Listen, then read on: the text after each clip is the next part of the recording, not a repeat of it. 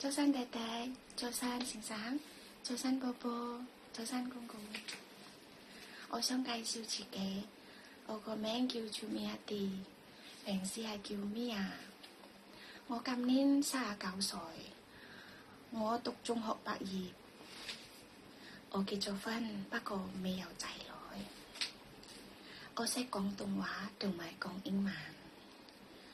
我做嘢，我識煮餸、買餸、清潔間屋、照顧老人家，照顧小朋友。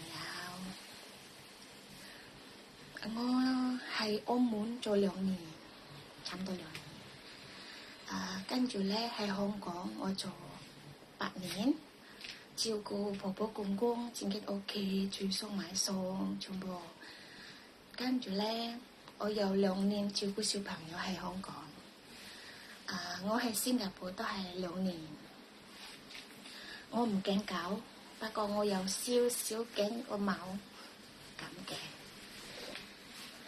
好啦，唔該，拜拜。